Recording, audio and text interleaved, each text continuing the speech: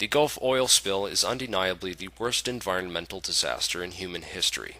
In this video, we will identify the key factors which led to this disaster, reveal some of the key history behind oil, and talk about the real problems we face as a civilization addicted to oil.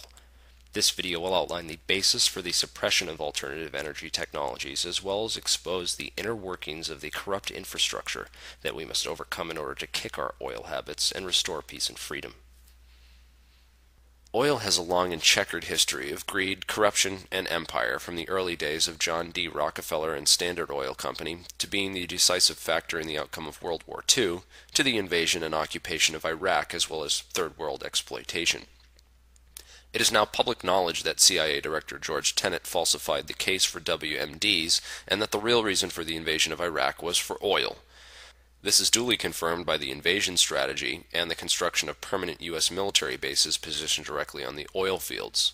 But it's not really that simple. You see, in late 2000, Saddam Hussein threatened to switch to the euro for trading oil, and was pushing to convert Iraq's $10 billion reserve fund at the UN to euros. This information about Iraq's oil currency has been censored by the U.S. media for the interest of the White House, Federal Reserve, and most importantly the international bankers. Here's why. A country cannot produce an economy without energy. If countries are forced to trade in their money for US dollars in order to buy energy, the value of the US dollar is increased, proportional to the price of oil. So by then increasing the price of oil, you increase the amount each person has to now exchange for the same gallon of energy through the petrodollar, and the transaction balances out the deficit in the currency. This gives the currency its intrinsic value. Money is just paper otherwise.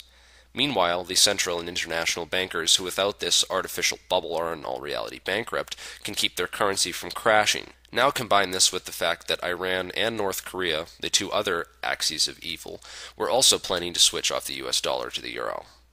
The picture starts to become clearer. The banking systems of the Western world and most of the globe rely on the commoditization of finite raw resources that are forcefully traded through the US dollar in order to keep their currency and economic frameworks afloat. Dishonest and corrupt banking practices around the world create an unnatural dependency on oil and other forms of energy. This is why economic hitmen like John Perkins say that their first job was to construct a power plant and loan third world countries the money at interest to pay for it, thereby enslaving them through debt and dependence on the energy and its infrastructure. In his book, The Best Way to Rob a Bank is to Own One, William Black details the process by which banks create money virtually out of nothing through a process known as fractional reserve banking. Earlier in Europe, banks would hold people's gold deposits and issue them paper banknotes to represent their gold being held in the vaults. The banks realized that people only touched a small fraction of the gold in the reserve and began lending out double the amount of banknotes than they had gold in the vault. The term fractional reserve comes from this process of only keeping a fraction of the deposits in reserve, thereby allowing the rest to be lent out at interest. And as long as too many people didn't try to exchange their paper money back for gold at the same time, the banks would still have enough gold in the vault to cover those who did. By doing this, they were able to create money that wasn't really backed by anything except for the paper that it was printed on, meanwhile allowing them to lend it out to others while collecting interest on this money that didn't really exist. The Federal Reserve was created in 1913 leading into World War I and was a way for competing bankers to create a cartel capable of lending massive amounts of money created out of nothing to the countries in the war, and then collect immense amounts of interest from these nations indebted to this privately owned corporation after the war. The Federal Reserve is able to print money at a 9-to-1 ratio, not just 2-to-1, which means that they can lend out 90% of their net worth while claiming it is still fully intact.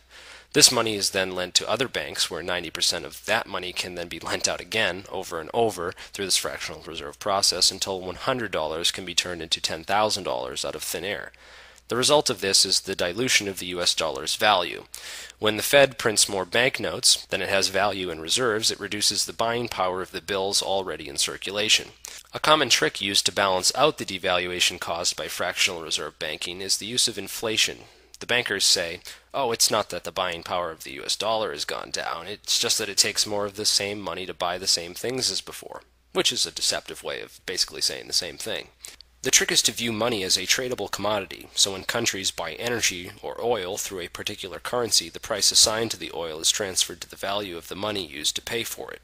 This sleight-of-hand transaction adds value to the US dollar, which balances out the dilution and lost buying power caused by this fractional reserve practice.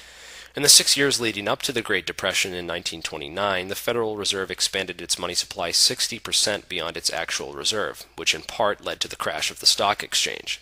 After the value of industries, companies, and properties hit rock bottom, the bankers were able to buy out much of the United States colleges, newspapers, and industries at cut-rate prices. And don't forget that they were able to print more money out of nothing to pay for these purchases while everyone else was down and out. Similar corrupt practices have been used in the past, even leading up to the creation of antitrust laws. Oil tycoon John D. Rockefeller of Standard Oil spent several years shipping his oil at half price while undercutting his own cost. As a result, he was able to put all of his competitors out of business. After ruthlessly annihilating all the competition, he then jacked up the price of oil to 4 times what it was before he got into the business. This led to the corporate enslavement of U.S. citizens, who then revolted, forcing the Congress to enact the Standard Oil antitrust laws. 2 years later, Rockefeller, J.P. Morgan, and other international banking interests created a privately owned Federal Reserve under the guise of being a federal bank, with one of the most destructive fractional reserve policies to date. The U.S. has been completely dependent on trading oil in U.S. dollars in order to keep their fractional reserve currency afloat since at least the 1980s, and having a country like Iraq, Iran, or North Korea, never mind all three, switch off the U.S. dollar for oil would be catastrophic for the fractional reserve bubble. So back in late 2000, when the axis of evil began making moves to switch off of the US dollar, the White House, Wall Street, and Federal Reserve were facing a complete and total collapse of their system. They had no other choice but to make a case for war. And so we have the Bush administration and CIA fudging the case for WMDs in Iraq, while designing a military strategy based around destroying Iraq's alternative energy infrastructure and setting up permanent US military bases around oil reserves. More importantly than simply gaining control of the oil, however, was the act of preventing them from switching their oil currency to the euro, as well as keeping them locked into the system of oil by taking out their alternative energy. In the same vein, when the U.S. threatened Iran, they focused on destroying their nuclear silos with airstrikes to take out their alternative energy rather than attacking or invading the actual country, again pushing countries who route oil exchange through the U.S. dollar to keep their production and export focused on oil and not alternative energies. There's also the issue of Afghanistan, which has had a 1,000% increase in opium production since the U.S. invasion, since the bankers also rely on the billion-dollar-a-year drug industry. Drug money gets laundered through the banks, who use it to balance out the money supply further. It's also important to point out that the bankers who are benefiting and protecting this corrupt infrastructure were initially international bankers, prior to creating the Federal Reserve, which was done partly to become the creditors of the globalizing empire that is the United States of America. If you look at who is making the most off of the wars, most would think that it's Halliburton. Dick Cheney had close to 450,000 stocks in Halliburton during the Iraq War, and the Carlyle Group, who are making a massive amount of money through the contracts to build military bases, planes, tanks, ammo, vests, etc. Halliburton also does a lot of the corporate development in the countries around the world after wars and disasters such as Indonesia and Katrina, as well as building a prison industry in the land of the free. The trillions of dollars funding the production of these products that are lining Cheney and Bush's pockets generally comes from the U.S. tax dollars, as well as the bonds created out of nothing from the Federal Reserve that lowers the buying power of the U.S. dollar. However, the biggest profiteers are the creditors of the U.S. debt, who are the international bankers. They get the whole spending net worth of a country back at 100% plus interest. The sum of this net worth consists of all the Carlyle, Halliburton, federal, and state spending of the country, and more. The banking empire remains in the background, while cronies like Bush and Cheney are able to make large sums of money while appearing to be the top of the corruption. There is nothing more important to geopolitical expansion as effective expendability. Potential fall guys who take the limelight. They are the ones who take the public risk to make money off of geopolitical and military policy, but are expendable and replaceable under the greater international owning class. This international owning class can invest anywhere in the world and seems to drift further and further away from national identity or accountability.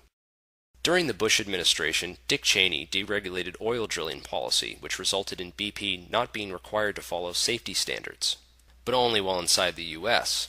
The entire BP oil spill disaster, which is set to kill all the sea life in the North Atlantic in the next 50 years, could have been prevented by the purchase of a simple safety device known as an acoustic switch. On the heels of record profits for BP, the cost of the switch amounted to 0.1%.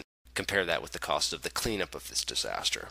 In order to survive as a species, prevent wars for oil, and corrupt economic systems dependent on the continuation of these practices, Humanity can no longer tolerate the multilateral damage caused by the oil industry's stranglehold on raw energy. The time is now, and most of the technology is already here.